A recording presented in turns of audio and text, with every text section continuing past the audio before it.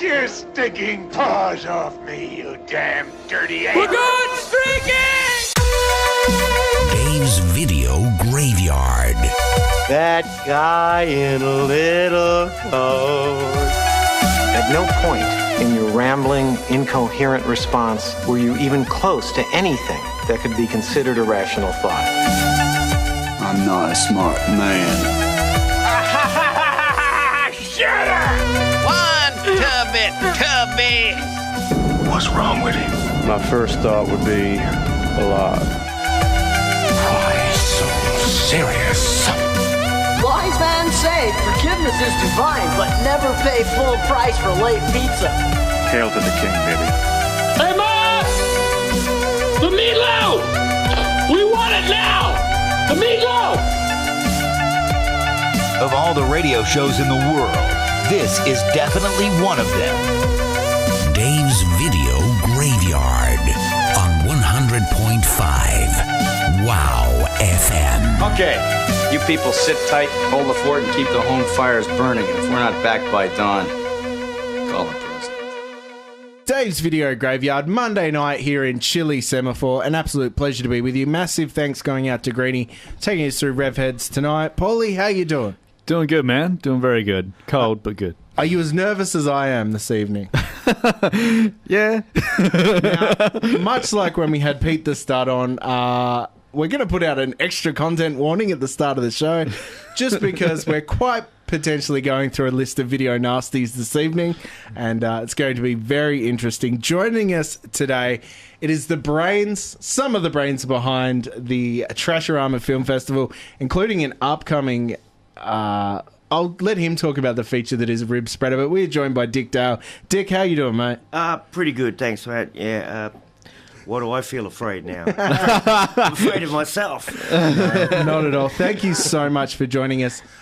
Your name has come across our desk many a time when it comes to film, whether it be some positive, some negative. Oh, it's but okay. Definitely a well-known cinephile locally.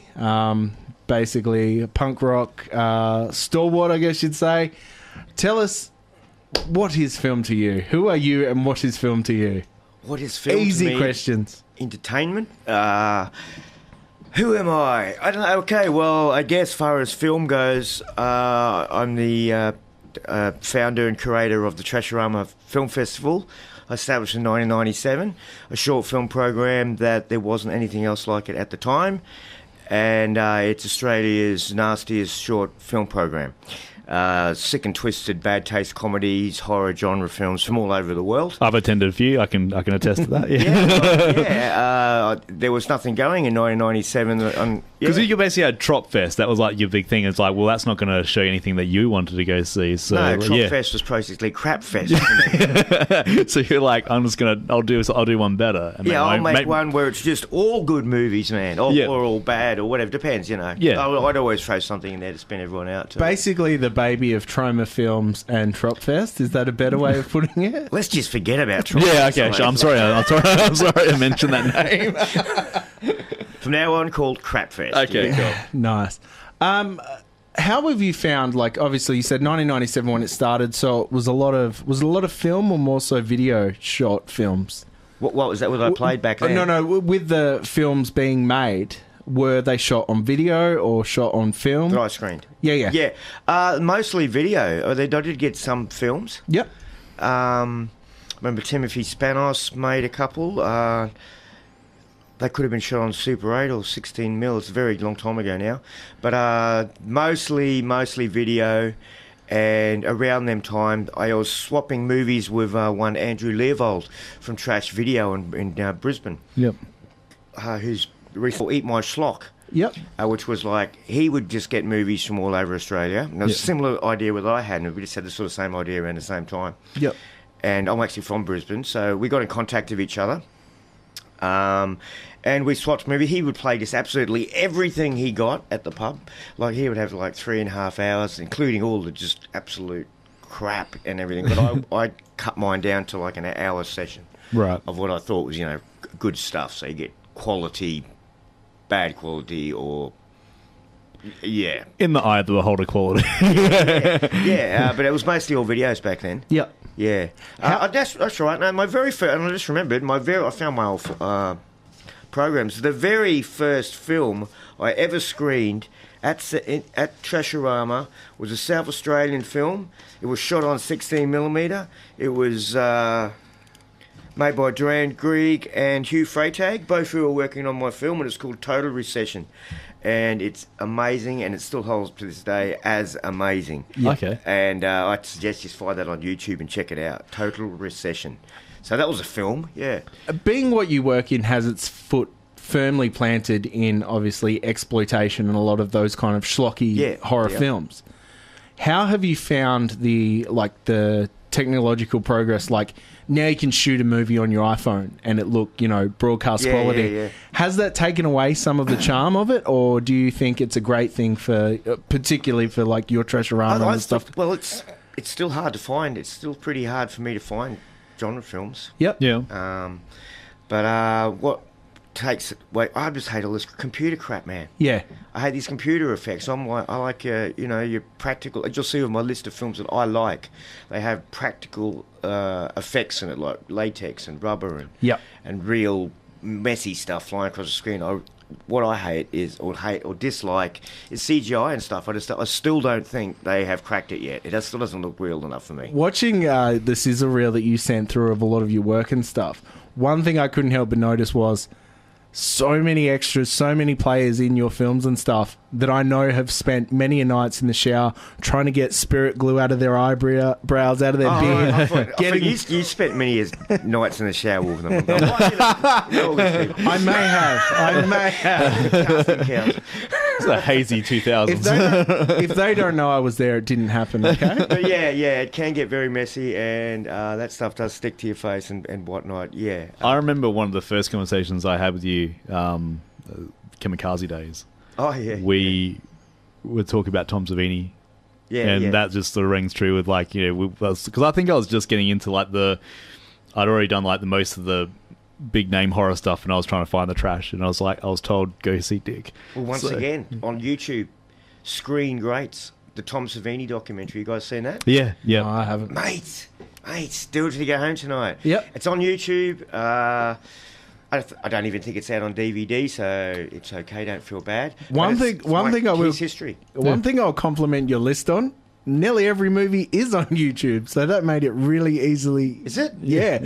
A lot of them were, piracy gone wrong. Yeah, exactly. But it was convenience gone right. So I'm totally fine. Oh, right. Okay. Well, that was cool. Yeah. You wouldn't have been able to find. We'll talk about that later. No, there was actually two Aussie ones. The Aussie ones were the hardest to find, even research-wise. One of them's on SBS on demand. We'll talk about that later. Awesome. And the other one, I actually got it taken off YouTube. Nice. Because we released it as a DVD, which we will talk about later. Nice. I thought, well, if we're going to try and sell this DVD, maybe get rid of it off YouTube. But for many years, the film, which we'll talk about later, the only way you could see it was on YouTube, unless you were lucky enough to have a VHS tape like I did. Excellent. That's Smoke 'em if you got them. We're going to talk about it later. Now, the current baby that you're nursing is Ribspreader. Yes. Tell us about that Australia's monster. first splatterpunk video nasty. And I've been working on this for about 6 years. It took me 2 solid years to write the script till I was very happy with it. And I'm still, I've got a whole bunch of great people, crew and cast and crew. That keeps getting better and better. And some of these, like crew and stuff, the people from, I've got stop motion in it, puppetry. Excellent. Practical effects. A lot of these people, I've screened their films at Trasharama, or I've met through Trasharama that are working on my film, or they have worked on my previous films, my short films. For those who don't know, I've made many short, bad taste comedy horror films, which you can find on YouTube as well. I've made them. They're all on there actually. But all these people are now, most of them are back into my film, and I've shot bits already because I wanted to make a trailer to give people the vibe of the movie, and that features like people like Lawrence R. Harvey, the guy out of Human Centipede 2. Yeah, I did see him there with doing something very rotisserie chicken. That looked interesting. Yeah, he's having fun with a chicken. And you've got Spencer P. Jones, the late great Spencer P. Jones, really sitting there murdering people with a guitar.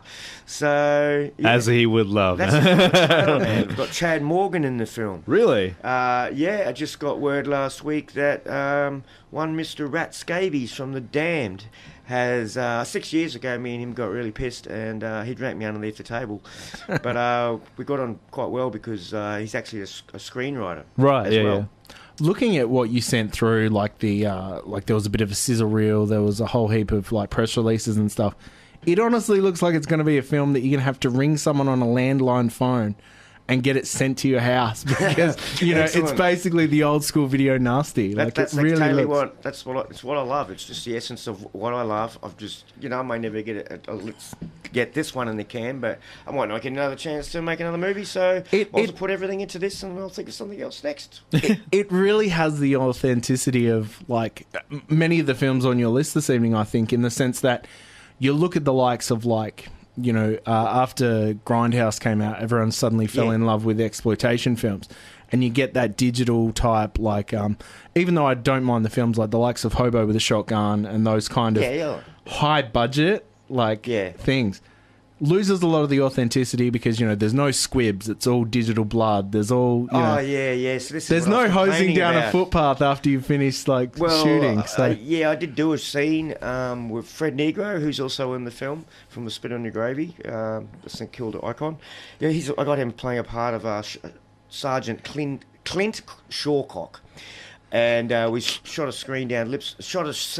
crime scene down at Lipson Street in Port Adelaide. And apparently someone went stumbling down there 6 weeks later, and the blood and gore that I'd left there was still there, and they actually thought it was a real crime scene. Beautiful. They were wondering whether to report it to the police.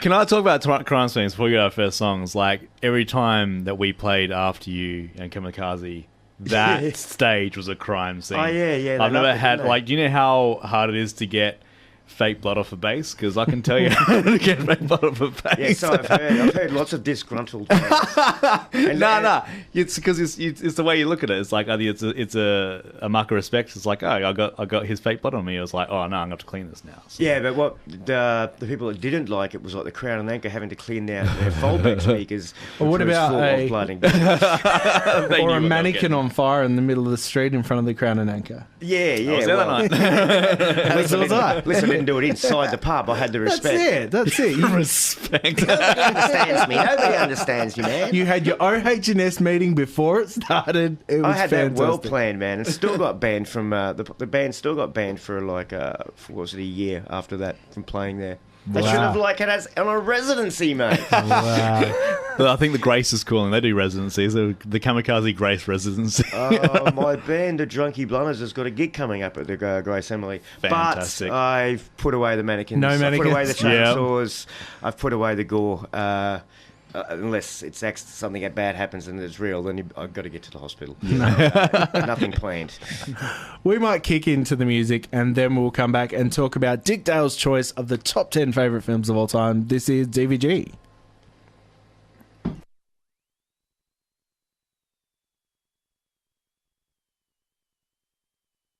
It is 100.5 WOW FM. We sadly lost Rocky Erickson this week. The world lost an amazing singer-songwriter and had to play that because, he will be dearly missed here on the show.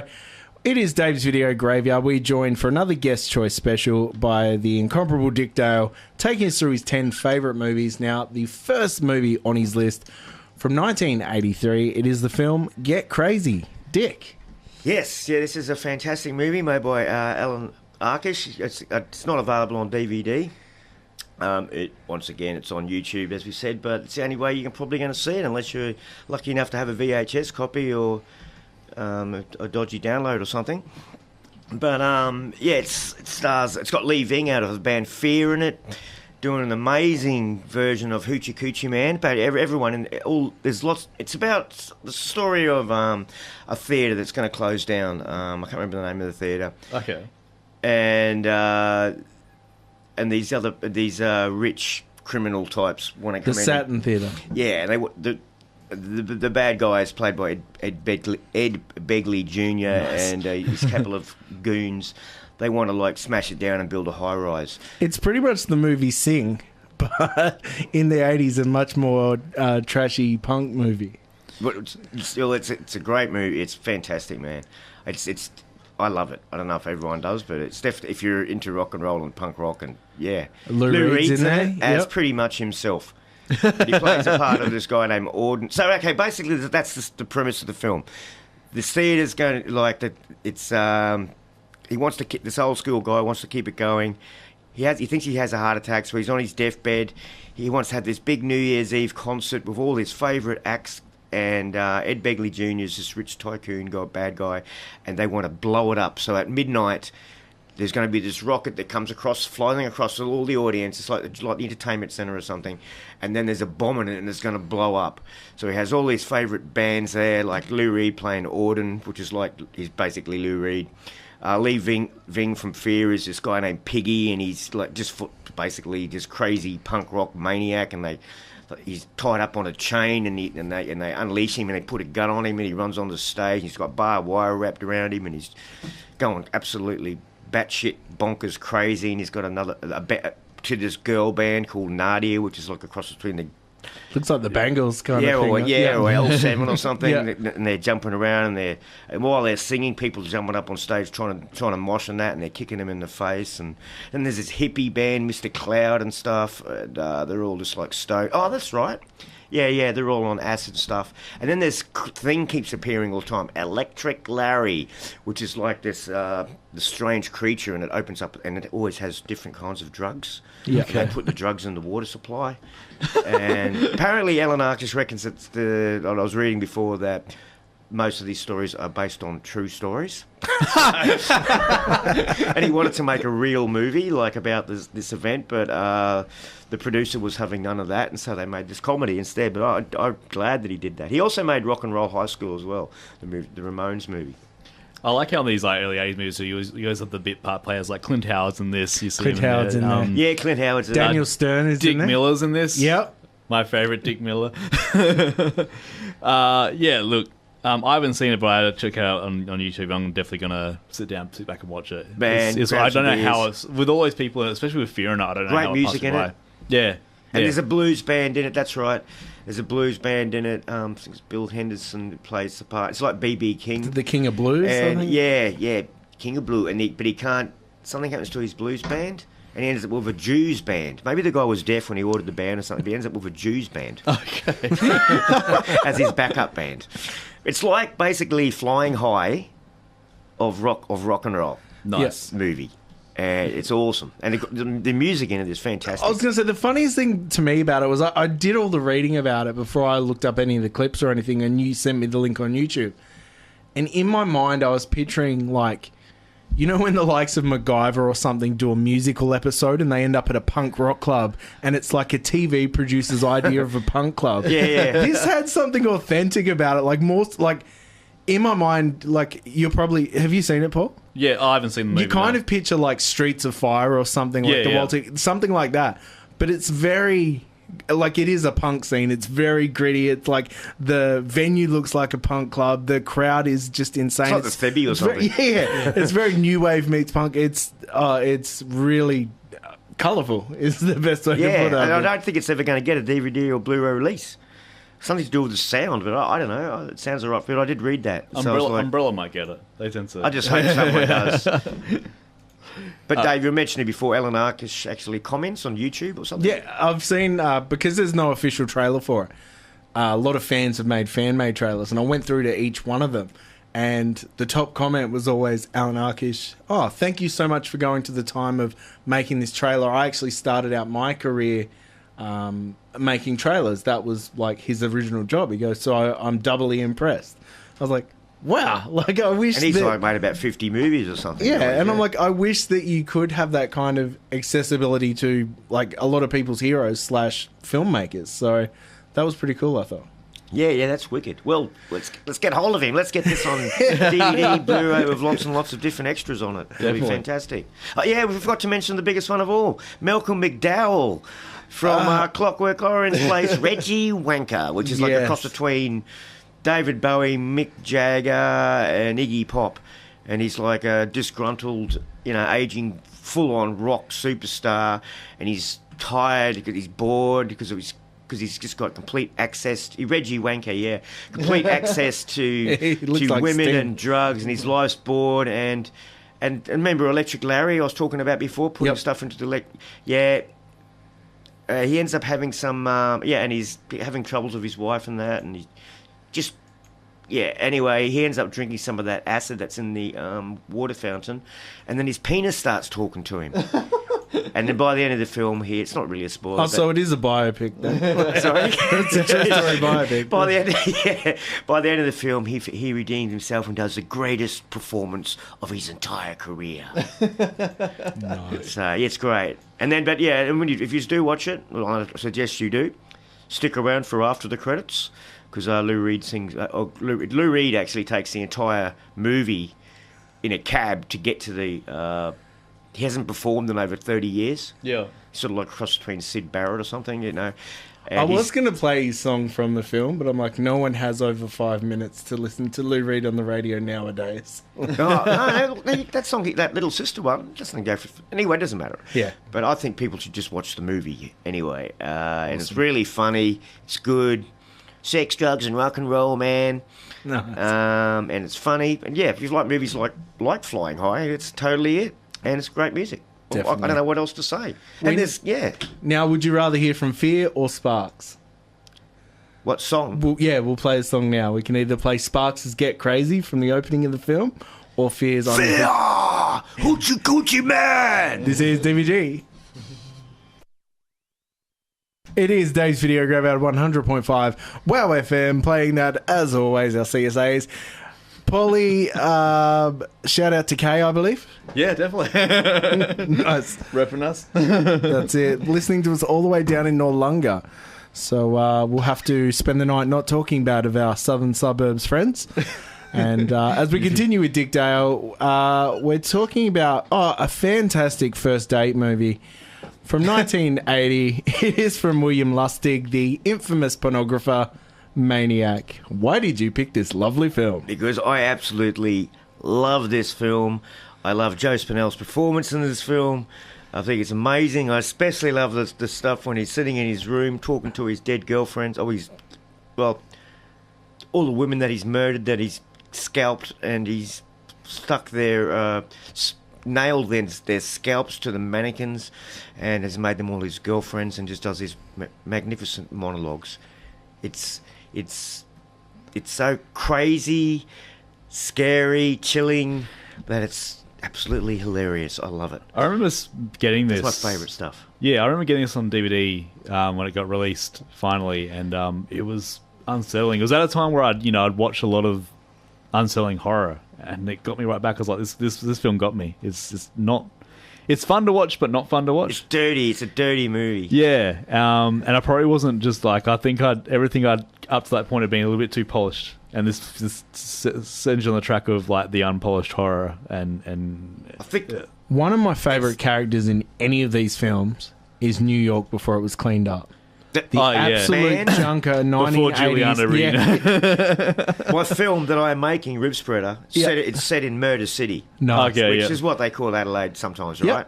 But Adelaide's too pretty.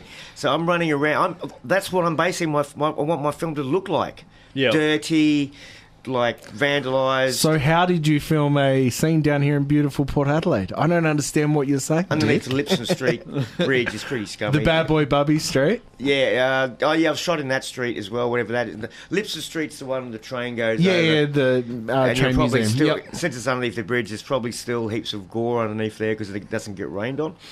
But left from me. But I'm going out to have a look at a place next week. I might have found my Hollywood backlot that looks just as bad as the old Bianco Centre at Kilkenny. Yep. But I can't tell anyone where this place is. I get my information from Urban Explorers, and I'm keeping them to myself. Oh, nice. Yep. They're my Hollywood backlots. But I want it to look like that. Even I've gone as far as to detail as in, the plastic wheelie bin things. Yep. None of them in my film.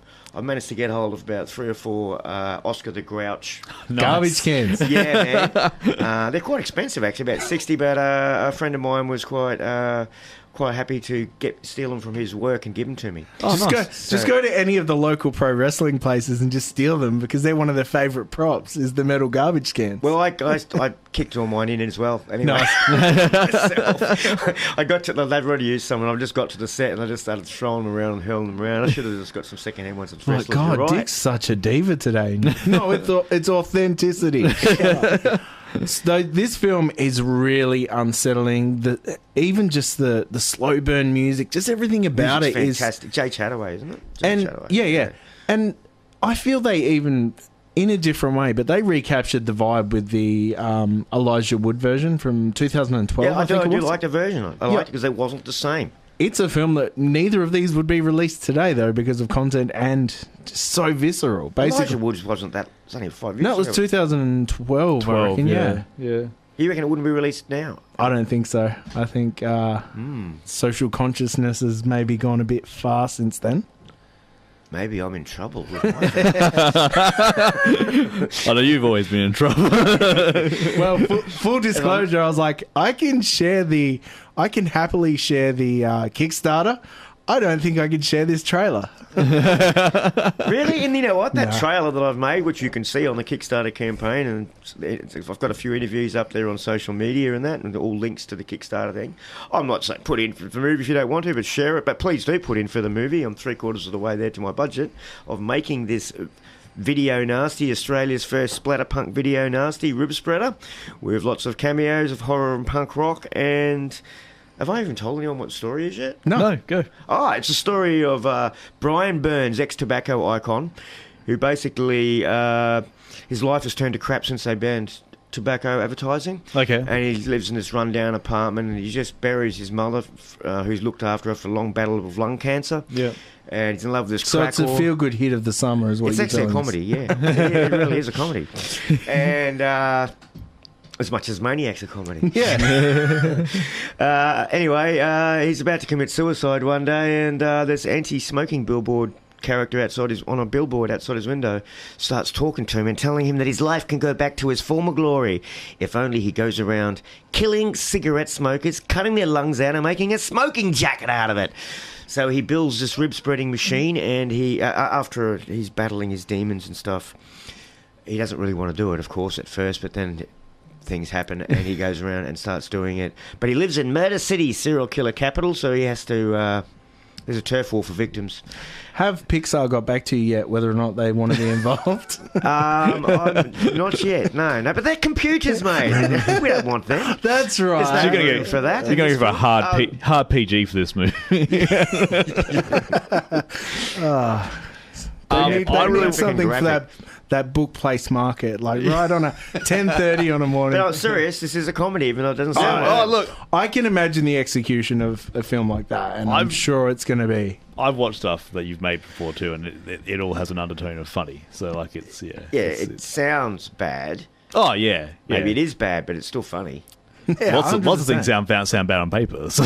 Two favourite characters in the film are Carly and Stark. These two sort of like gothy style vixen girls who go around seducing people, and then you think you're going to have a threesome with them. Okay. And then they rip out this tool and they rip your adrenaline gland out, and then they eat the adrenaline gland between themselves, and then they have lesbian cannibalistic sex with your corpse as they're eating their entrails. There you go. Total comedy, mate. Total comedy. It will be. It'll be funny when you... Well, maybe not that scene. But these are just some of the characters that I've invented for my film. Is that on the Kickstarter? That scene's on there? Yeah. Jamie and Chloe Morton are playing these characters. They're local performers. Okay. I've also... Brian Burns has also been stalked by a necrophiliac named Norbert, who goes around having sex with his corpses of his victims. Did you get Pete Star to do that? No, I'm not sure what he does in his spare time, but I should have, could have, wouldn't have had me at the cast. Good casting. I think a good example of your style is I'm going to steer the conversation back to something a little bit nicer. 1980s Maniac. That's right. Oh, that's right. That is a sentence that has never been said in the entire history of the world. Let's lighten things up with 1980s We Maniac. stop the necrophilic threesome lesbian. Let's talk about Maniac, the feel-good film. It was very controversial at time because especially because of the poster cover, which is a picture of someone. The bottom half of a bloke with a bit of a bulge in his trousers, with a knife with a decapitated head of a woman, and then with blood all over the floor. That is the first time I've noticed the bulge. Yeah, I didn't notice either. It was one of the controversial things, and it was. It took me a while, but I managed to get a T-shirt of it. Oh, nice. Which I didn't wear tonight, but I'm on the radio. What does it matter? But yeah, that was quite controversial. The movie was. Shot without permissions too, just running around street guerrilla to street. style. Yep. Yeah, well, I mean, it was low budget, obviously, but I'm going to have to do a little bit of that myself, I'm assuming. Adelaide's very lucky. We're not like Sydney or somewhere where they charge you an arm and a leg and you have to pay for locations. I would be following the Mortal Kombat crew around when it comes here, and just, But it's very interesting. They're making their big giant cartoon fest while I'm making my realistic. Yeah. Plasticine and stop motion puppets, blood and guts, real stuff flying across the screen. Isn't that just going to be one big green screen CGI fest? I find nothing funny than there was a lot of local politicians like about 5 years ago when Mortal Kombat game came out. I think it was Mortal Kombat 9 that were actually saying that's when they're like, we've got to put the R ratings on these video games. We've got to ban R-rated violent video games. And now you have like the Premier on TV talking about how good Mortal Kombat's going to be. Oh, awesome. Man. So I might like it then. Yeah. I don't play video games. I haven't got the attention span. But like, seeing Stephen Marshall say Mortal Kombat is... It hurt part of my nostalgia heart. I was like, stop it. Mortal. Let's hope they do a good job of it, and hopefully... But they're going to... Oh, look, it's Mortal Kombat. It's going to be terrible. A family thing, man. They're going to want to get as much money out of it as they can. Yeah, no, definitely. Especially since they're making it in Adelaide. I'm already telling you right now. Don't take any risks here. It's going to be like nice and safe. I want to talk about the next film. We'll maybe do a song first, but the next one coming out, Smoke 'Em If You Got 'Em, seems to be more of a bit of a passion thing for you too. That you've. Yeah, that's one of my could be my favourite Australian film. Okay. All the time. Directed by Ray Bosley. Yep. What year was that, mate? 87 or 89? 88. Yeah, I came across this this video when I at Movie Land on Henley Beach Road, and I just lived around there, and I saw it, and I was just like, what the hell is this movie? A post-apocalyptic film. Well, it's set in Elwood in Melbourne. It's made in Victoria. Yeah. And it's about the story of the bomb drops.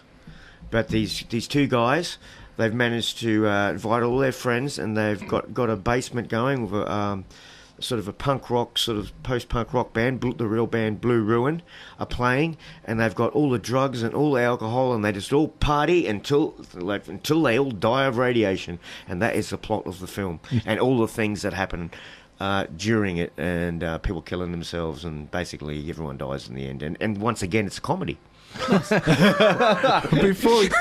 We'll get into that more, but let's hear some music before then. DVG 100.5 WOWFM, Dave's Video Graveyard, as we hear from 45 Grave with Party Time, because it's a party film we're talking about, chosen by Dick Dale from 1988. Smoke 'Em If You Got 'Em. Dick, why did you pick this 48-minute film? It's right. It is only a 48-minute film. But as I said, I discovered it as VHS, and I fell instantly in love with it. In fact, I used to have Smoke 'Em If You Got 'Em parties. Oh, nice. Me and my mate Dave. Yeah, we'd watch it, drinking and carrying, and we'd pretty much be like quote every line in the movie at one stage in my life, and have parties. But so yeah, it's all right. What happened was, I had the VHS sitting there, and then so Monster Pictures and Monster Fest, which is a show that Trasharama, my short film program, gets screened at every year. Since the last at least 7 years or something. So, and they're also a distribution company. Yeah. And I just went, what the hell, man? This is a Melbourne film. You're a Melbourne company. I burnt my copy of my VHS, took it down to Neil Foley, who was the big cheese down there, and said, Neil, you've got to release this. Just at least have a look at it, man. And I found Ray Bosley, the director, on Facebook, but he's hardly ever on there, and I got hold of him, and I got hold of Neil, and I got them together, and now we've got a DVD of it, and it's got heaps of great extras, including something that I've never watched on there and never ever will. I've heard one of the highlights is the Q&A. Yeah, which I was so nervous to do the Q&A. I thought it was just going to be like, I've done plenty of Q&As for Monster Pictures before. It's usually just a 10-minute thing where I get to ask a few questions and then hand it over to the audience. This was actually an extra on the DVD someone forgot to tell me they were doing. And so during the middle of movie of Smoke 'Em If You Got 'Em, I was running out every couple of minutes to smoke cigarettes or smoking cigarettes, and I was sculling down beers, and he said by the time I done the interview I was off my tits, man. But lucky Ray Bosley's a good bloke and he realised the situation there, and I had no regrets by saying, it's Smoke 'Em If You Got 'Em, man, it's a party movie, I've just been partying. And so Ray took over the Q&A, which but I can't watch it. I just cannot watch. It's like when I want to see that more than the movie now.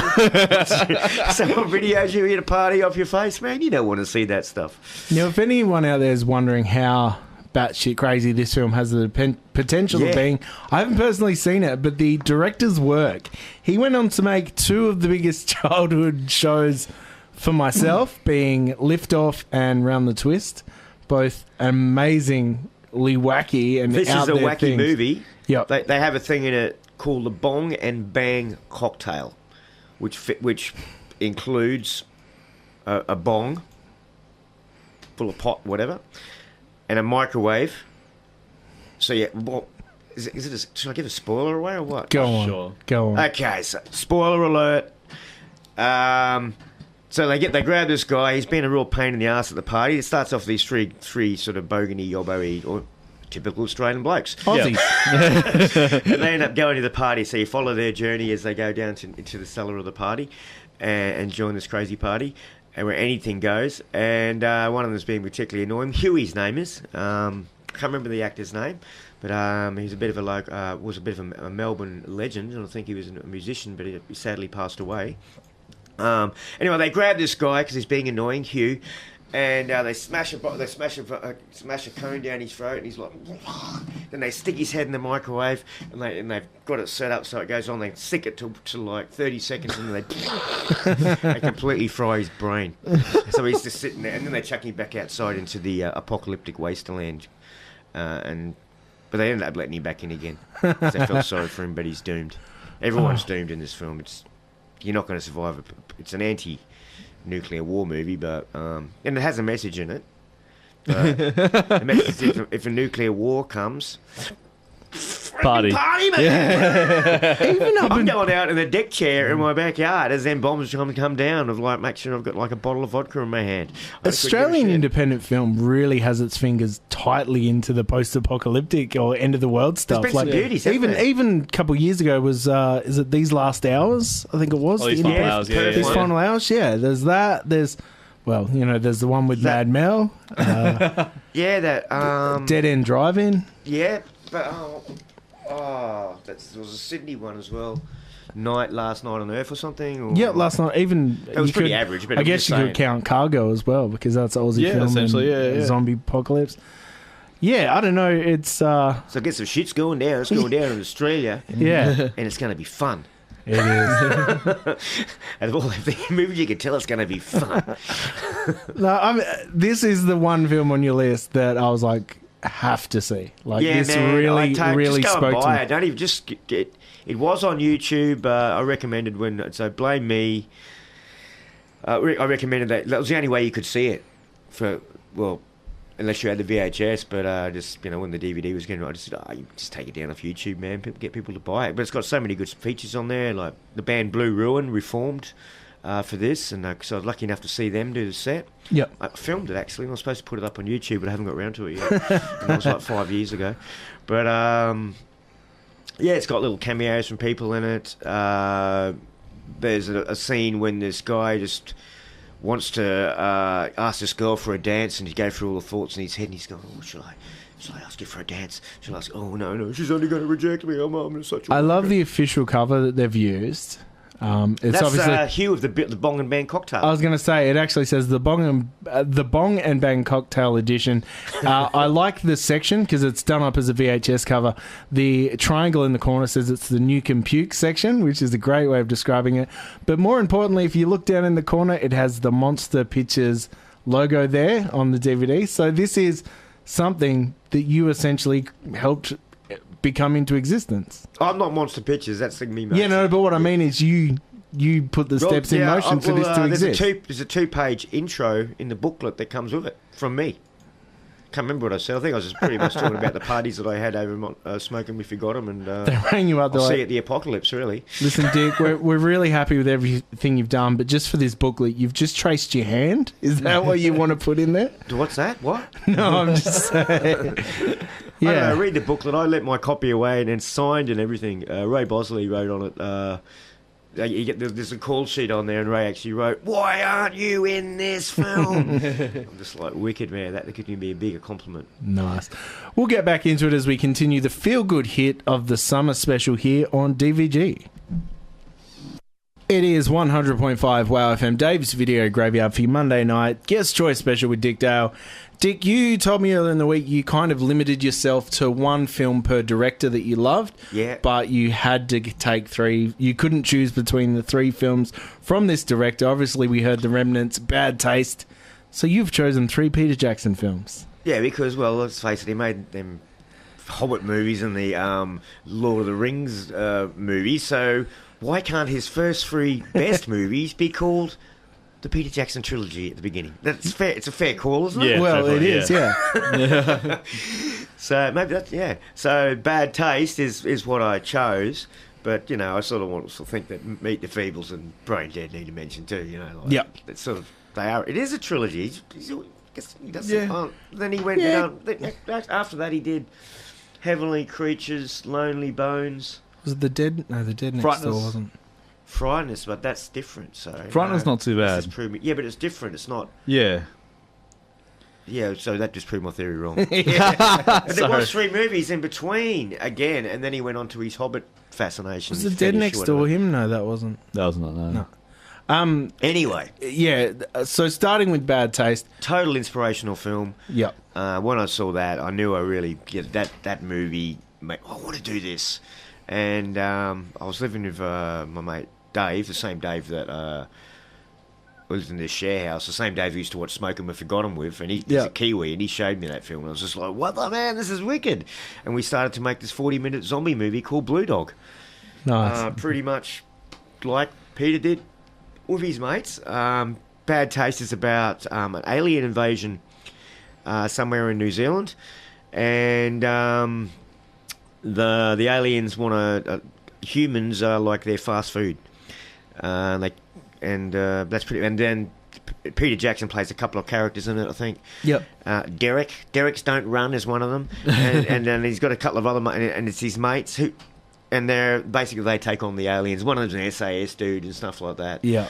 And so basically Peter Jackson with his mates starred in the film. I think it took them about 2 years to make. They built the set. There's actually on YouTube once again. Who needs Netflix? You got YouTube. It's called Good Taste Made Bad Taste. The making of Bad Taste. Oh, nice.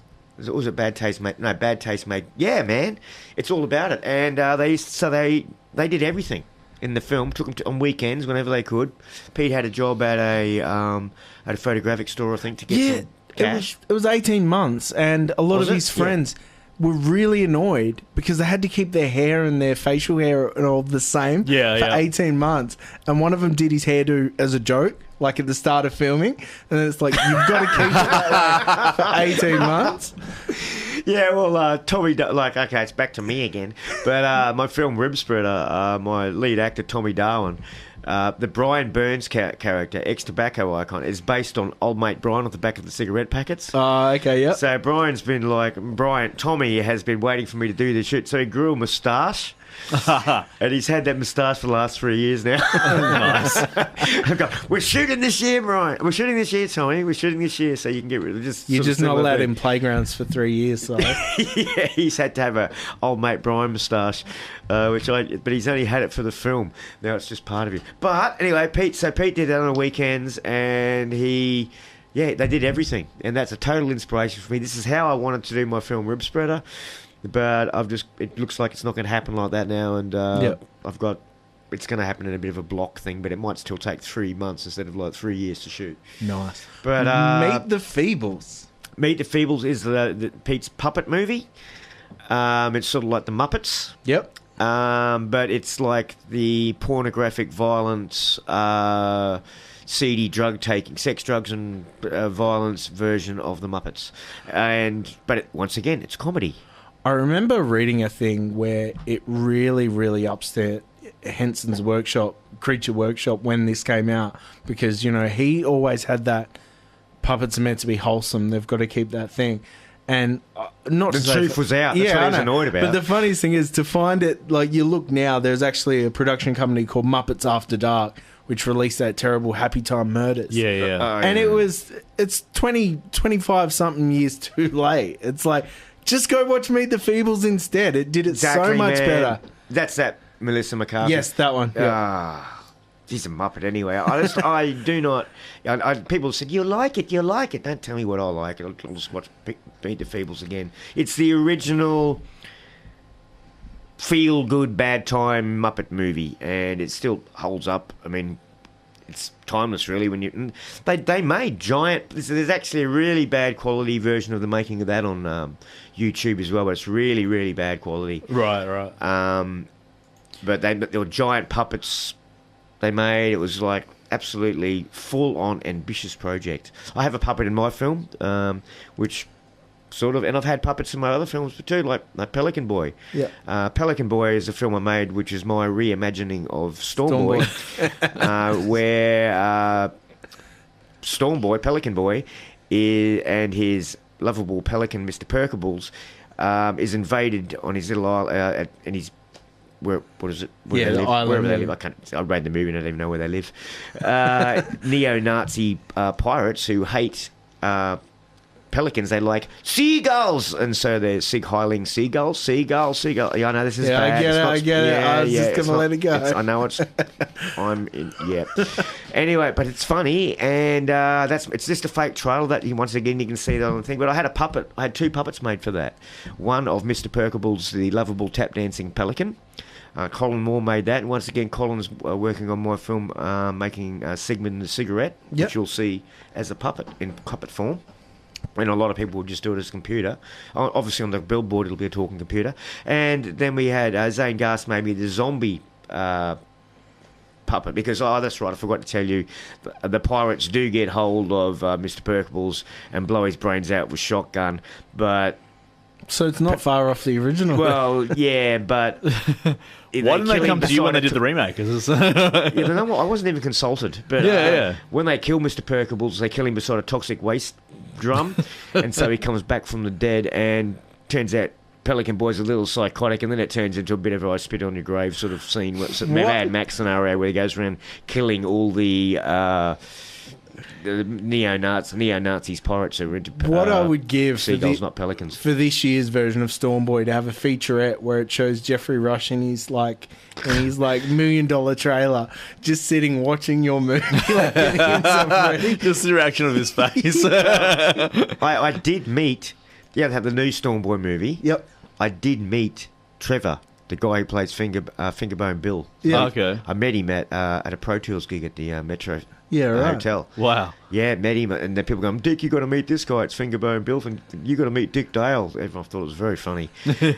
Anyway, I sent him a copy of Pelican Boy. I've never heard back from him ever since. He probably just lost your number. Such a nice bloke. I bet he is a nice bloke. Yeah. Now, Anyway, back to Peter Jackson, yeah. No, more so, how attached are you with your older projects in the sense, obviously they're your babies. Do you hang on to every prop, or you let them just go into the wind, or what's the go? We've Peter Jackson is the reason I'm talking about is one of my biggest influences of all time with the stuff that I do, and I think you can probably tell a little bit of the humour and everything too. The props, I'm quite happy to let with Colin, I let him keep, because I get him made cheap, just cost prop. It's yours, man. If you want to keep it and use it for whatever. But but Colin ended up with his Pelican marionette puppet that he made. Ended up taking over in Indonesia and was doing a street performing it with it and all sorts of things. Nice. Something ended up bad happening to it and ended up getting decapitated or something, and street kids ran off with the head or something. It could have been one of my films. But, I was gonna say, at that point, you wanted it back for your next film. I wish it was filmed. What do you mean it has no head? What do you mean it has no head? Give it back. 1992 Brain Dead is the final of the Jackson trilogy. You've decided is the holy trilogy of Jackson films. And that's where he had like the budget to do Bad Taste, really, and just it's got to be the goriest, splatterest zombie movie ever made. Surely you can't have more blood than everything is totally red. Everything.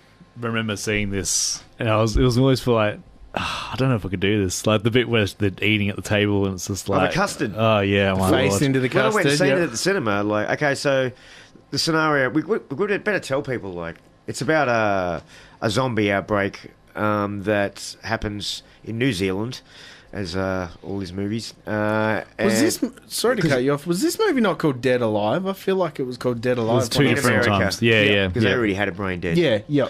So basically, someone gets bitten by a Sumatran rat monkey. Yep. With the zombie virus, and that gets back to New Zealand, and then a zombie breaks out. And then our main protagonist, whose name escapes me right now, his mum gets bitten on a trip to the zoo. Yes. And she turns into a zombie, but he keeps trying to cover it up and keep the life normal.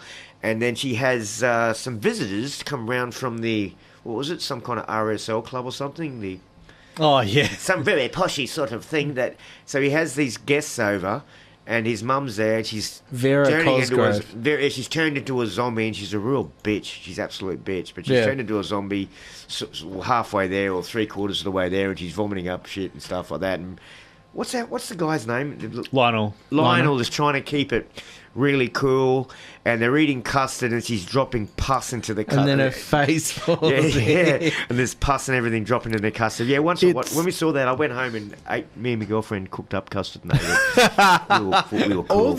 All the Jackson movies run together in my mind, but is this the one with the lawnmower scene? This is why the screen gets covered red. I was going to say, I think of this movie every time I have to start a lawnmower. I just think, it's almost like a Call of the Void thing where I'm like, oh no, I'm really unsettled. Yeah, Lionel straps a old school lawnmower to his chest, and he's got like another party movie, because they have a party. Yeah.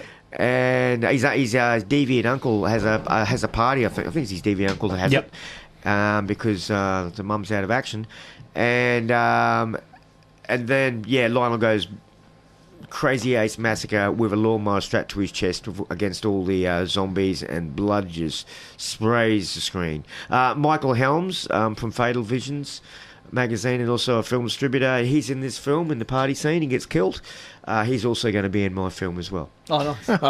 Michael is a good friend of mine, a champion of genre films. There used to be a magazine called Fatal Visions. Yep. Which I don't know how you're going to find that now, but actually he's printed them out in book form. All right. Check them out. Yeah. Those old zines are popping up, op shops now. Like people just getting rid of their stuff, and it's like, yeah. These are fantastic movie reviews. And Cammy McInnes is one of the writers for it. David Nolte. Yep. Anyway, we're getting way off track here. Anyway, that's fine. We'll jump back into the music as we continue with your list. This one's a great way to get to your next choice. This is Diva G. It is Dave's Video Graveyard. That's a bit of a different tune for this evening. Why did we play that, Dick? Can you tell us your next choice? Because that's Elmer, the little bastard thing that it was that for the film Brain Damage, and he's a little creature. He basically looks like a chest burster with a massive mouth kind of thing.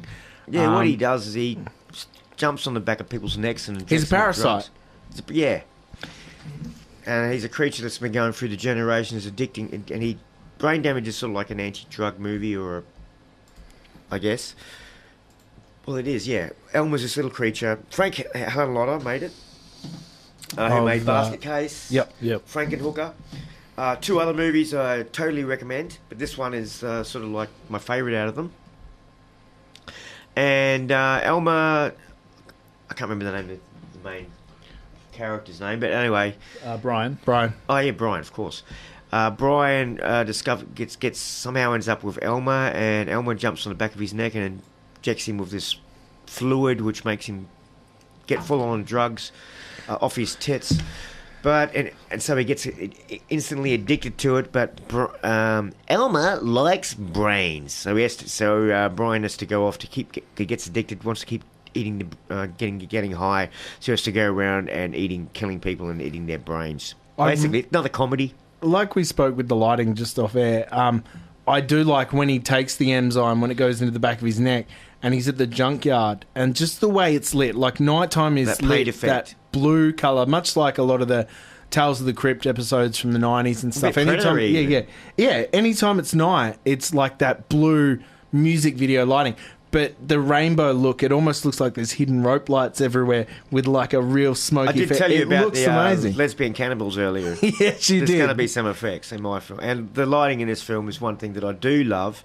And I've been talking to my DOP, Hugh Freytag, about nighttime will be blue and stuff. Yeah, and you're right.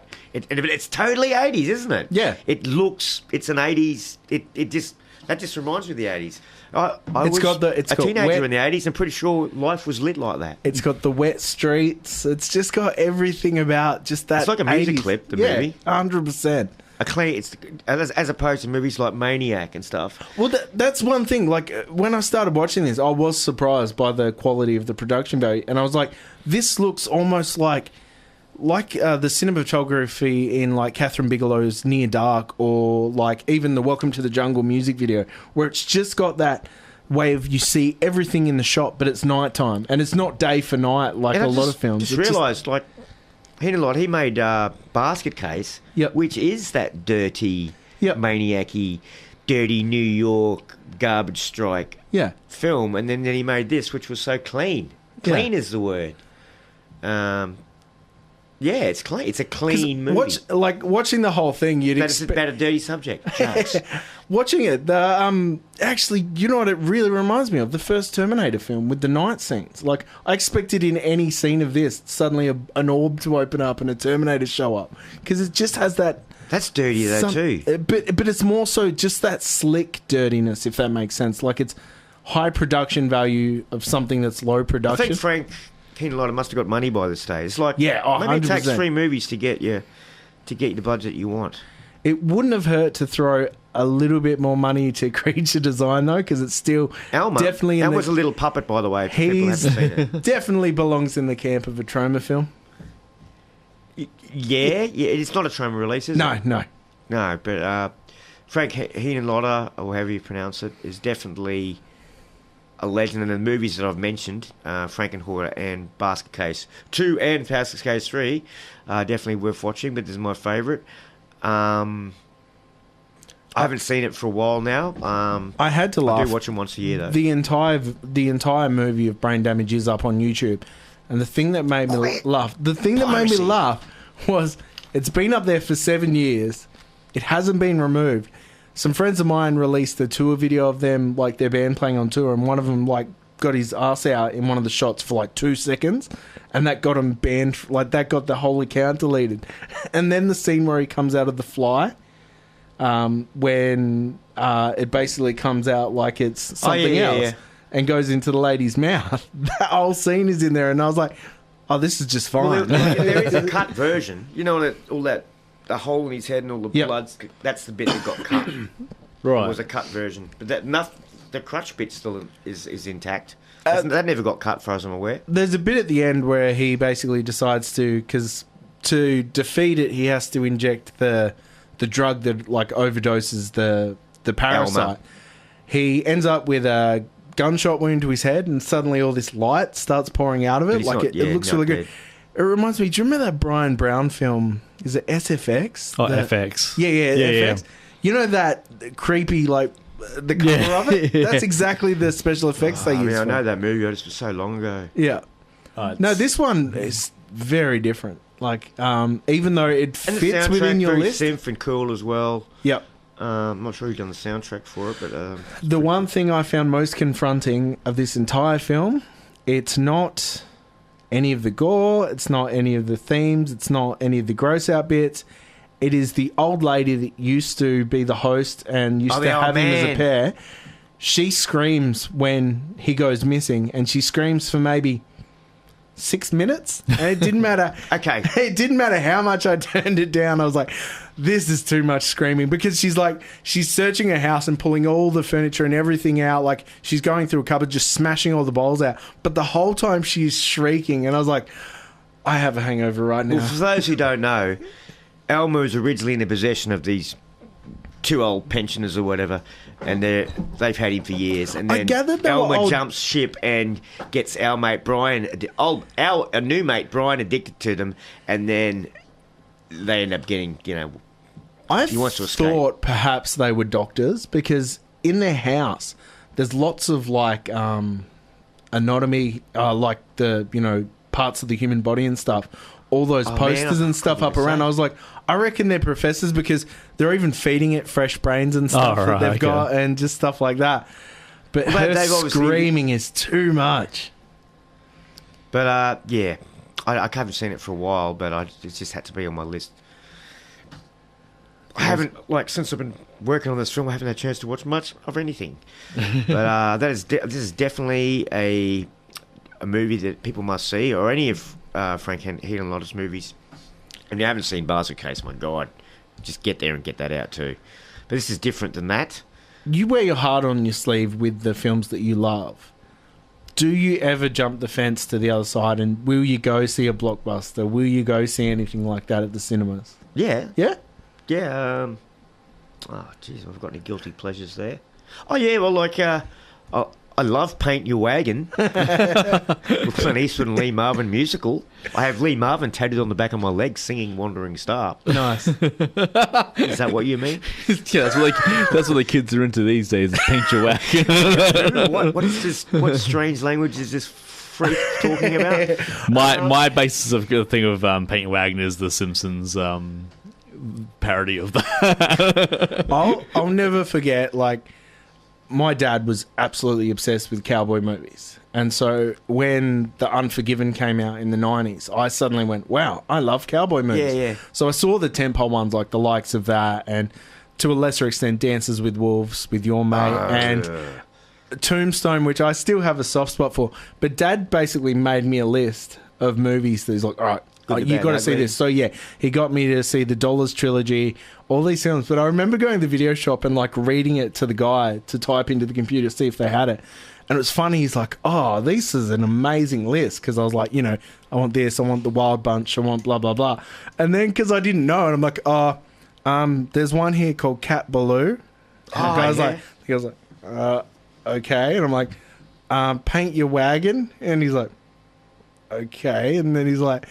And then I'm like, and Blazing Saddles. And he's like, where did you get this list? Because at first he was you know your cowboy films. But then when it got down to those three, he's like, who gave you this list? I'm like, my dad. He goes, I think he was running out of... Sounds like your dad is responsible for us all being here tonight.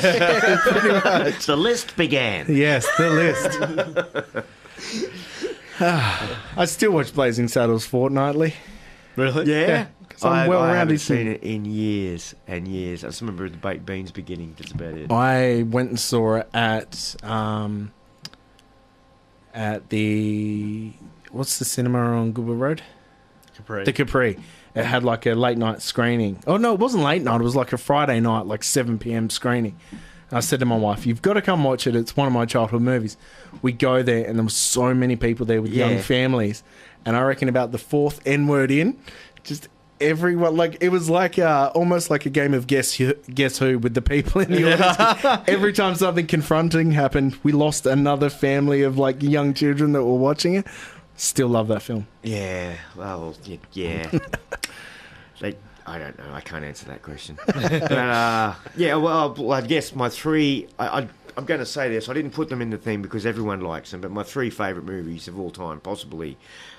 is the original Planet of the Apes of Charlton Heston, Apocalypse Now, Francis Ford Coppola's movie. And Hearts of Darkness, a documentary that goes I with that. prefer Hearts of Darkness. Yeah, well, they're just as good. They're just as good. And Jaws, man. I watch that movie once a year. I actually said but you and everyone Paul likes would, them, you and Paul would bond over the film Jaws. Cause I saw on SBS Vice on this week, they're doing Jaws and Jaws the Revenge. And I Jaws just Revenge watched that fun. recently. The Michael Caine? Yeah, it was great. I meant to recommend to you, there's a podcast called The Bitter End, where they watch entire franchises, much like Halloweenies. Yeah. And they've just finished Jaws. And Jaws the Revenge is one of the funniest things you'll listen to, because at no point has Michael Caine ever stood up and said, yeah, I'm proud of what I did. Yeah. He was pretty much, I needed a new... You needed a new house or something. I needed a new living room. So I've got no qualms with that But film. it's not a comedy. No. It's not a comedy. It's not a comedy when the shark beats the helicopter. I know. Sharks. Tears are running down our face, but it's not a comedy. Good times. We'll get back into the music here on DVG right after this. It is Dave's Video Graveyard 100.5 WOWFM. It is a guest choice special with Dick Dale, talking about his 10 favourite movies, which he said was hard to get down. But we are talking about a film from 1982, a very a massive cult following for this one. It is The Class of 1984. Yeah, it's a fantastic movie. Mark Lester made this film. Yep. Basically, punk rockers on the rampage. This teacher was played by Perry King. What was his teacher's name again? It was Mr. Norris. Mr. Norris, that's right. Goes to this new school and quickly makes friends with a teacher, Mr. Corrigan. He's a science teacher, played by Roddy McDowell. And this was made in like 1982. 82. Yeah, and so it was actually a sign of the future because they had metal detectors at the school. Apparently, they got that in America now. This is before the I guess it's a little bit different. They've had their problems with their shootings and stuff over there, but this is like punk rockers on the rampage, running drugs throughout the school, gangs. It's a little bit realistic, really. And this new hot-headed teacher decides that he's going to butt heads with them and show them the way. Yeah, and he's sort of like the to serve with love sort of guy. He wants to educate the kids and all this sort of boring crap. But not this punk rock gang, run by Peter Stedman. It turns very, very Clockwork Orange to his wife, unfortunately. Yeah. At which point it becomes a rape revenge film, essentially. That's the last third, I guess. Yeah. But Roddy McDowell's character doesn't have a good time either. No. They go into his science lab and I don't know, muck around with his guinea pigs and stuff, don't they? Yeah. And then he ends up holding, because no one ever listens to him. Roddy McDowell in this film is absolutely amazing. I love this, and he's definitely one of my favourite actors because of the Planet of the Apes films, as I said anyway. But in this film, he ends up holding class with a pistol at the class, and one of the bad punk rockers, drugstore, his name is, he's never answered a question ever. And then Roddy puts his gun up against it. He's, come on, you must know the answer. And then somehow drugstore answers the question. It's brilliant. And so he doesn't blow his brains out. But Michael J. Fox is in this film. Yes. Released the same year as his first run of Family Ties. So he did Family Ties that same year, and then they did this in the same year. It's just like... And he's only credited as Michael Fox in this. Yep. And he had a awesome bowl haircut on that before they were cool. Yeah. Actually, they're still not cool, but he's had... Oh, wow. Yeah, he did. I've just found a photo. Well, they will be cool one day, and he will be the person that they go, well, he had them before they were cool. That was the bowl cut pioneer.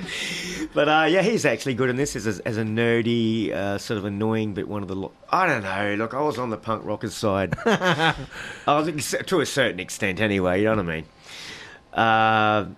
Not all the way, but, Mr. Norris is a really nice bloke. I was on Roddy McDowell's side. But then it turns into like when Mr. Norris, teacher creature, goes on his rampage because they've been very, very bad students. We got to mention Mr. Norris is a music teacher. Yes. And Peter Stegman, the spoiled little brat, piece of crap, leader of the punk rock gang, is actually a gifted musical pianist.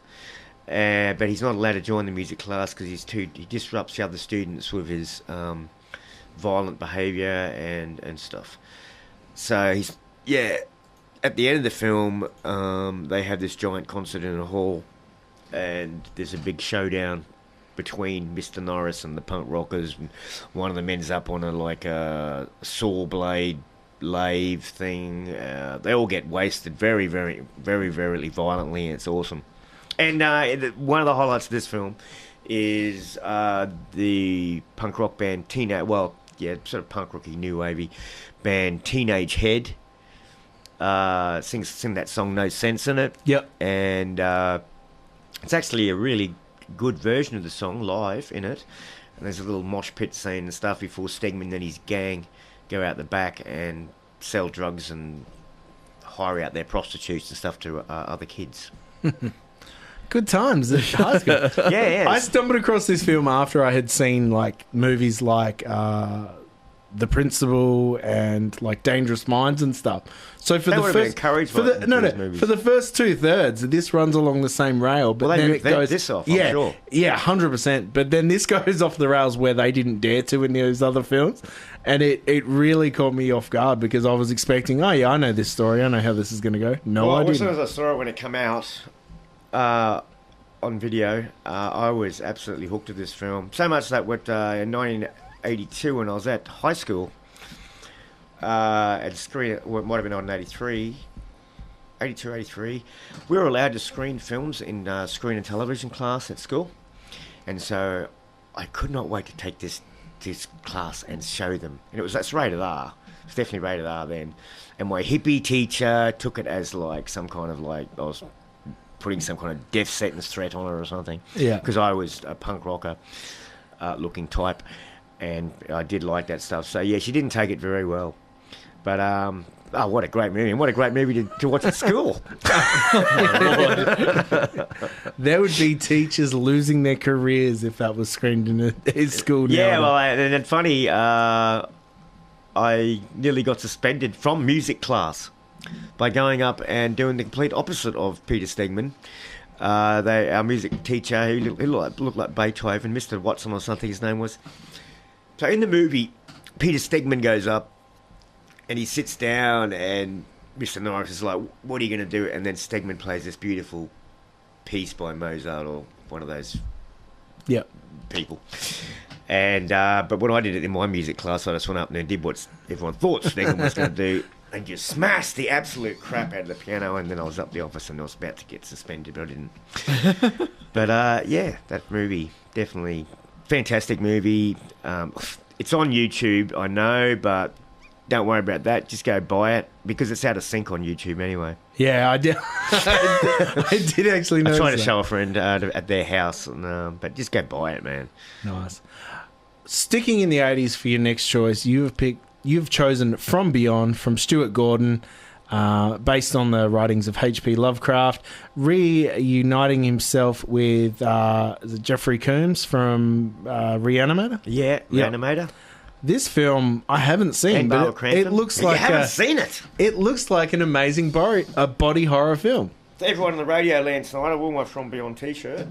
Well, okay, that's they made the Reanimator movie, they made From Beyond, they made Dagon. Jeffrey Combs is definitely the H.P. Lovecraft and Stuart Gordon they made the best H.P. Lovecraft style movies, but they went way, way, way off tap with this movie. I think it was close to, it did get cut, I think, maybe in the UK or something. Barbara Cramped, it's so they've got this machine, this evil weirdo called Dr. Pretorius makes. The Resonator. The Resonator. It goes into another dimension. When I first watched this, I was, it was, when it came out, whatever year that is, 86. On video, I guess it would have been the same time. I was with my two friends. One of my friends, Damon, had already seen it, and he's gone, man, this movie's going to be so good, so good. As I sat there pulling bongs and just going, wow, this is going to be so good, so good. And we're eating pizzas, and we're eating a pizza, and we're drinking beers. And we watched this film, blew our tiny little minds, and then we rewound the movie, and then watched it again. Probably smoking more bong. And then woke up the next and passed out after that, and then woke up the next day and we watched it for breakfast, mate. It's like, that's how much this movie was good. I've never. How many movies have you done that for? I don't think I've ever done that for a movie. It's been a long time since I've done that. But what, 3 times in a row? It's great. It's got a good dose of humour in it, but it's got some gross out effects in it. Basically, this Dr. Pretorius is a full-on sadomasochist, Me Too crowd freak bastard, evil freak. Jeffrey Combs is his assistant, and Crawford Tillinghast, that's right. And the beginning of the movie just scared the crap out of me. You don't know what's happened, but something's happened, and Crawford comes running down the stairs, and the look of terror on Jeffrey Combs' face, and he comes running down the stairs, and then the story unfolds. And Ken Foray from Dawn of the Dead. Sorry? Ken Foray from Dawn of the Dead. Yeah. Plays Bubba the cop. Yep. That comes in, because they go back to investigate. So basically, Crawford tells a story to them all of what's happened and how. What happened was Dr. Pretorius, some kind of creature come back from the other dimension and bit off his head like a gingerbread man. And it's got lots of sexual fetish stuff in this film. Fantastic. I was going to say, I'm looking for Rick Baker's involvement in this film, but there's none. No, they had 4 different special effects. I bet you this was his favourite film, because it really goes down his path of what he loves. Like the guy that done the special effects on this movie, I can't remember his name, but it's not one I'm really familiar with. But apparently Brian Yuzna ran out of money to do the end special effects the way they really wanted to. Lots of great practical special effects in this, and sort of puppety things too. It's got a Cronenberg type it's a body horror movie. My favourite movies are body horror movies, and this is one of them. My least favourite horror films are body horrors, like the likes of The Fly, Videodrome, all those. It's too much for me. I just don't know why. And I think I've got maybe a couple of body horror movies in my list here today. Definitely. At least 3 that I can think of. And this is one of them. But this, so you guys haven't seen this or have seen this? No, I haven't seen it. Ages ago. When I was in my body horror phase, probably after I watched like Rabbit or something like that. I'm like, I'll go From Beyond as well. Mark Sjostrom is the guy that you're asking about.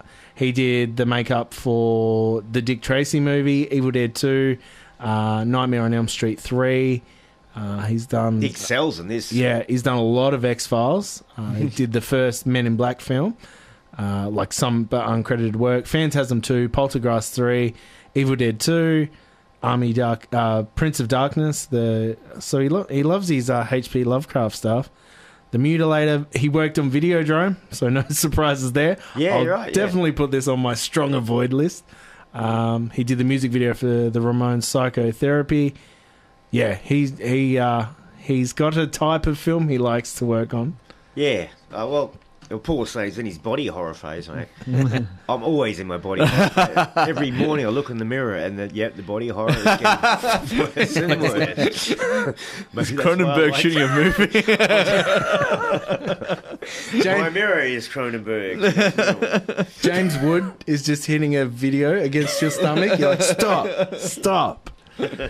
Oh, what a movie. Long live it. Yeah, so this film is totally off its tits, mate. It's totally off its tits. Reanimator is good, but this movie, actually, like I say, Reanimator, made by Stuart Gordon, Brian Yuzna, featuring Jeffrey Combs and Barbara Sexy Crampton. That's got a fair bit of humour in it. This one hasn't got as much humour in it. Yeah, it's actually not as. Yeah, it's darker. That's Reanimator why it's my favourite. Yeah, Reanimator was essentially a comedy with horror in it. Like it's a very funny movie. Yeah. Yeah, and once again, lots and lots of practical effects, blood and guts and gore hitting the screen, real stuff. Like real, it's there. It's not some kind of computer crap. Are you a slasher fan? No, I'm not actually. No, even though the movie I'm making is sort of a little bit of a slashery, but not. Yeah. Okay. I like Halloween films. All right. Cool. They're my favourite. Friday the 13th movies. Yeah, I got bored. Argento. Dario Argento. Yeah. Yes, I love the Giallo genre and shit. And cool. Did you see the new Halloween? Yeah, I was going to say I liked it. I thought it was all right. Yeah. Yeah. Yeah. I thought they did a good job of it. Did you see the new Phantasm? No, not Phantasm. Suspiria, sorry. Yeah, look, we're going to have to watch that again. Maybe in a minute, maybe again after that. Yeah, I didn't really like it, but I was sitting on my ass in the cinema. I think it's probably a movie to watch at home, where you can have a break. You know, if you need to. That's because it was just too much of a hard sit through, and it's a lot to take. And I had previously, about 2 years earlier, seen Suspiria at the cinema. They played it at the GU Movie House. Oh, the old one. Yeah, I nearly went to that because it was. Man, you should have. It was fantastic. Yeah. Goblin soundtrack live on the big screen, and it was so loud. So after seeing that in the same cinema, and then going and seeing this new thing, I was just like, Tenebrae is always my favourite Argento one, so if they ever brought that out again, definitely go see that. But yeah, good stuff. Yeah. So anyway, From Beyond. Definitely one of my favourites, and definitely one that comes every now and then. And it was cut in England for so many years. About 6 minutes of it was cut out of the film. I think about maybe 2005. It's complete anyway. No. Is it on YouTube too? Is it? On the mention of censorship, have you come into that with Trasharama? Oh hell yeah, totally. Since I've joined up. Okay, so I started Trasharama in '97.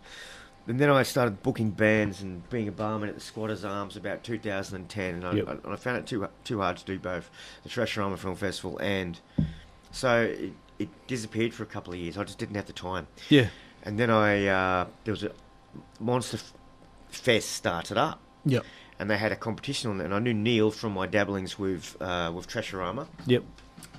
And they had a competition, make a short film and what I thought was what you'd like to get played at your funeral. Okay. What they wanted was make a scene from one of your favourite horror movies, recreate it. But I didn't. I made a film. It's on YouTube called We Love Dick. It goes for 1 minute. Got to shoot it on your iPhone, and it's me at a funeral getting eaten alive by half-naked zombie girls. Okay. And got a soundtrack by Hannah Bernecki singing that song, Take a Little Piece of Your Heart. Oh, really? Instead of that, she's singing Take a Little Piece of Your Dick. And that's me.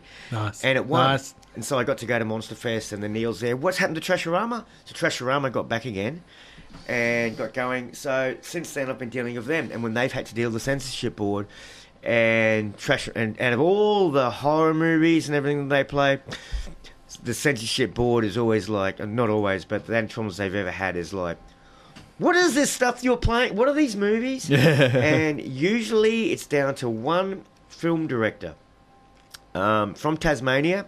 He now lives in Melbourne, and his name is Frank Daft.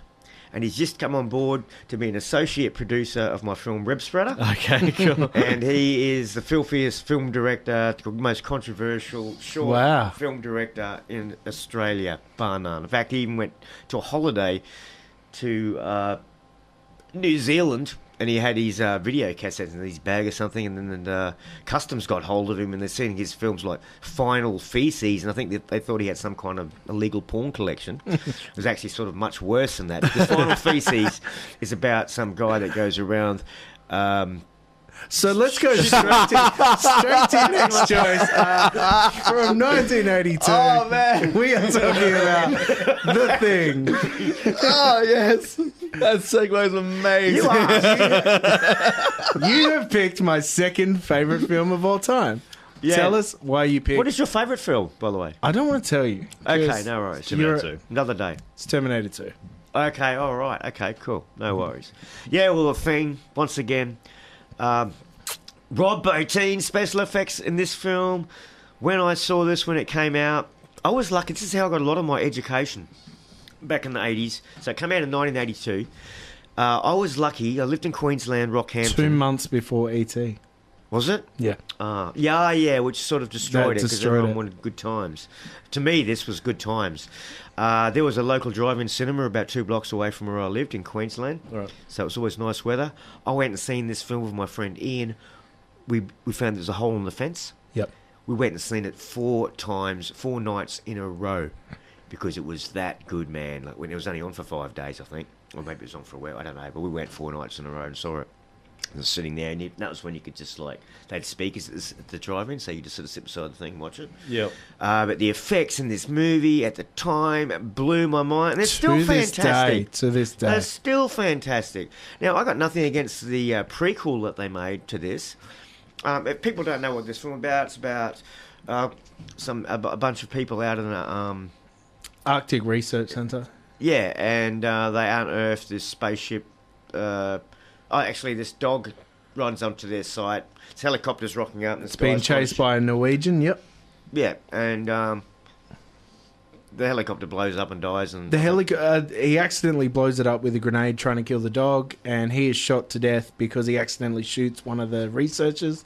So the head of security kills him, so they take the dog into their research facility, and that's when the fun begins. And it's infected by the Thing, which is a shape-shifting thing which can take over everybody's...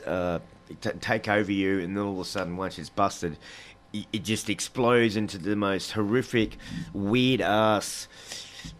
toasted cheese sandwich, meat spiders, weird-ass shit you've ever seen. I stand by eyeball popping. This is some of the greatest creature effects you will see ever. Like, this is a masterclass in practical effects, and like you say, it doesn't age because they've been practically done. Rob 18, like, yeah. You go and look at something that was done in like 2001, and it was cutting-edge special effects CGI.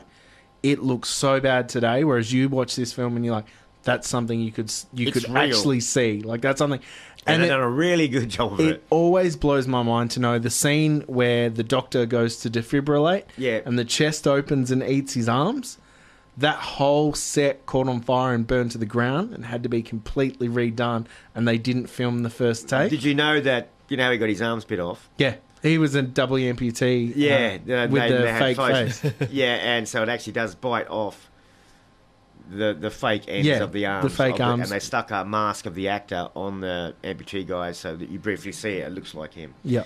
And so that's how full on it was. Rob 18 slept, the special effects artist, slept on the set. He wanted every single time the creature appeared to be completely different, and he did.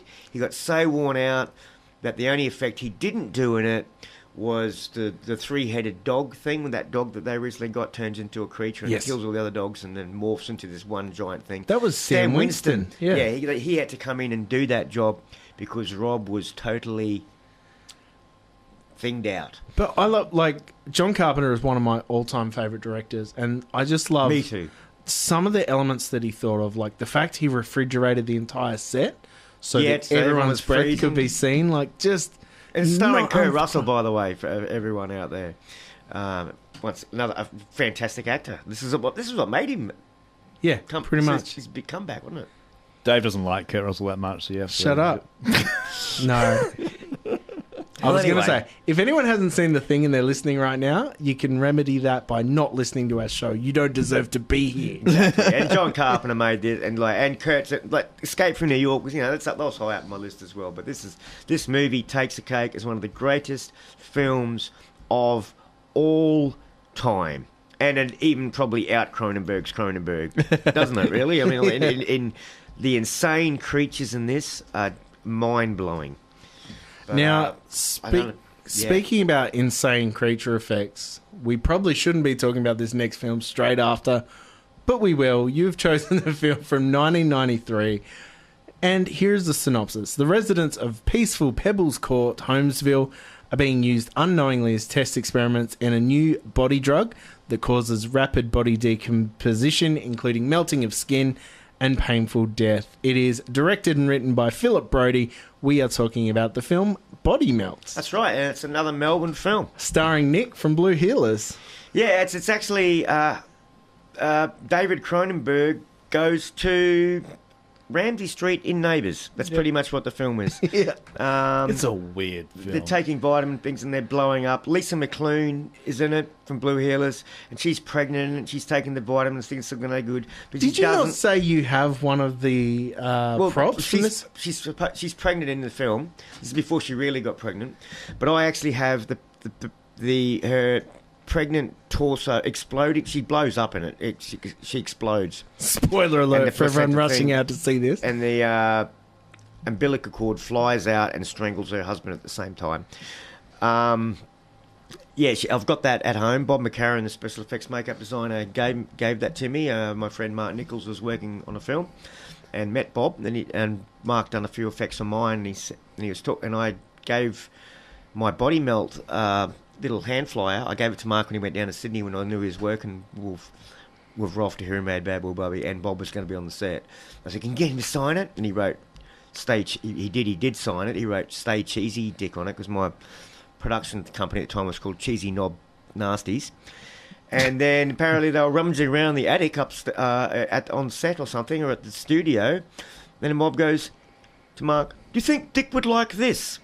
And it was Lisa McClune's exploding torso from the film. I just had to pay freight to get that. You should have showed up the year she won the gold Logie and tried to get her to sign it. Well, I wasn't invited to the Logies that year, but I did. There was one of those Archibald pictures or whatever they did of her, drawn of her when she really got pregnant, and I've got that stuck on the side of the box that I have. It's not in very good condition now. It's so brittle. I can't even.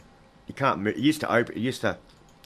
You've had to stop kissing it late at night? Yeah, you can't open and close it. It used to sort of flap open and close. It's got a bicycle sort of thing set up at the back, and they used to open and close it. But this movie is hilarious. It's quite chilling. It's sort of 3 stories in one. There's another story in it but they're all based around this. It's got the Gorgor Man in it, for those who remember that commercial. He's in G.O. Yeah, G.O. And he's running around. And we have like a landmark moment here on the show. You have picked a movie that's got a dado in it. Yeah. Cameron, was it? Congratulations. What does that mean? Dado. They're everywhere, aren't they, at one stage? Oh, there's 3 of them, was it? Cameron, Andrew, Lockie. They were everywhere. One of them was Cody, the top-end police guy. You know your dados. I met Philip Brophy, the director, just recently, last year down at Saxon Violins, where they were having a screening of the film, and he came along, but it didn't work. The movie didn't work, so he just sat there for like an hour, stood there for an hour, and just told us all about the making of the film. Nice. Oh, Brophy, yeah, sorry, I misread that. Yep. Yeah, and then so I got my poster signed. I bought a poster and got it signed, but I also told him and showed him photographs, and he's got photographs now of my exploding Lisa McClune torso thing. He said that should be in a museum. Well, it is. It's in one lounge room, which is a sort of a museum of awful things. But also there's a whole scene in it where these 2 young kids go out to this farm, and it's by one of the ex-scientists who made the drug, played by Vince Gill, the toe cutter from the original Mad Max, and then his 2 kids, Babs and Slabs, and Babs is actually played by Neil Foley, who started up Monster Pictures and Monster Fest, and who is actually Norbert the Necrophiliac in my film Ribspreader. So it all comes back again. Everything I love, man, I'm sticking in this film, even if it's physical human forms. So, yeah. But this movie, a very big classic. You can actually watch it on SBS On Demand at the moment, I believe. So if you want to get onto that, kids, definitely do yourself a favour. It's basically hell comes to Neighbours and Home and Away. Harold from it's Neighbours. Harold, wasn't it? Harold. Like you've never seen. He's actually not a nice guy in this film. There's always an undercurrent of not a nice guy in his character. I can't say I really watched it. You do come across as a big Neighbours fan, though. Like, I would say. I'm very surprised. Yeah, he's more of a Chances fan. What was that? Was that the porny one? Yeah. Oh yeah. With the living doll. No, I was thinking of that one that one of that little midget weird thing. That's the one. Yeah, that's Passions the one. or something. Yeah, that's right. Passions. Yeah. Passions. I don't know. Look, I don't watch television. We might go to a quick They song. must have been my bucket bong days, I think. We'll go to a quick song before we wrap things up here on DVG. It is DVG here on 100.5 WOWFM as we wind things down this family-friendly, feel-good episode with Dick Dale as he take us through his 10 favourite family films. Yes, I did it, didn't I? Yeah, no, you nailed it. Thanks for coming on that on my journey with me. Oh, did we do a content rating warning? I can't remember. I didn't swear once, did I? Exactly. You did very Not well. what I'd call swear words. The anyway. rules that we pushed at the start of this evening, you stuck to strongly. So we've definitely learned what rules to push moving forward, but you stayed within the confines that we set for you, and we're very grateful for that. 3 minutes to go. Give us your final wrap-up and your final... Sell us on your feel-good family film. Well, basically, I'm making a movie that's going to be the craziest, absolutely craziest film that's coming out of this city ever. I thought about this long and hard. It took me 2 years to write. I can't swear, but you're going to see something very special. A lot of the films I've talked about tonight, I've taken the best elements of them and I've put them in here. I haven't got the budget of a lot of the films that I've made, but a lot of my budget... a fair percentage of my budget is going into the effects. I've got a lot of great special effects people who are industry professionals, through to students from Media Makeup Academy, through to backyard, outlaw, rogue people working on this. There's going to be lots of extras, so there's opportunities to be in this film. I've got punk rock concerts, which are there's a punk rock concert in this one. I've got, instead of beach balls running around, I've got pigs' heads flying around. The lead singer gets electrocuted on stage. Things that I've taken from all the things that I've shown you, it's going to be in it. It's got cameos, as I said. There's more that I can't even tell you right now because they're not 100% confirmed. But it's going to be traumatic, and I can't even say right now. Oh, wow. But I'm just dropping like a little Easter egg. I get it. I think I'm on the page. Eventually. Nice. I just got to make me shoot the rest of my film first. I've got a Kickstarter campaign at the moment. I've got a Facebook page, which you can find it all on if you're on Facebook. It's called Ribspreader, the spawning of a splatterpunk video, trasharama splatterpunk video nasty. The Kickstarter campaign's called Ribspreader, a splatterpunk video nasty. You can find me on Facebook. You can maybe contact the station if you want. The guys will pass on for more information and check it out. Sure. Even if you you don't think you've got the money to put in, it doesn't matter. Just check it out anyway, man. I'm 3/4 of the way there. You only need $20,000 to make this feature movie, which is unheard of. I'm almost 3/4 of the way there. I'm just trying to raise the last $5,000. I've got 2 more weeks to do it. I'm going to do it even if I have to sell a kidney. I'm going to push this over the line, but I need your help. And then I want you to be in it because this movie is going to be batshit crazy. And it's going to be a memorable cult classic film. At least, very least, Adelaide. But, what more? I don't know what else to say. Dick, thank you so much. Thanks, Make sure everyone out there... Get involved with the body horror feel-good hit of the summer that is Ribspreader. It's going to be something different by the sounds of it, Paul. Just one thing. On that Kickstarter campaign thing, you will find the teaser trailer. That is insane, which is just the vibe of the film, and my pitch video, which is the vibe of the film. It's not just me sitting at a desk going, oh, come and watch my movie. It's a little bit more than that, and the stuff I've shot already is not even really part of the... It's just do yourself a favour and check it out. Okay. Dick, thank you so much for joining us here. You're always welcome back. We'll set some new rules for next time. But thank you for joining us, dude. I'm really freaking happy to be here. You pair of kind guys. Take your stinking paws off me, you damn dirty ape! We're going streaking! Dave's Video Graveyard. That guy in a little coat. At no point in your rambling, incoherent response were you even close to anything that could be considered a rational thought. I'm not a smart man. Shut up! One tubby. What's wrong with him? My first thought would be alive. Why so serious? Wise man say forgiveness is divine, but never pay full price for late pizza. Hail to the king, baby. Hey, Ma!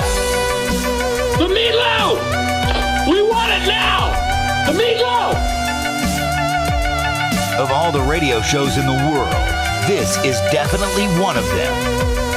Dave's Video Graveyard on 100.5 WOWFM. Okay, you people sit tight, hold the fort, and keep the home fires burning. And if we're not back by dawn, call the police.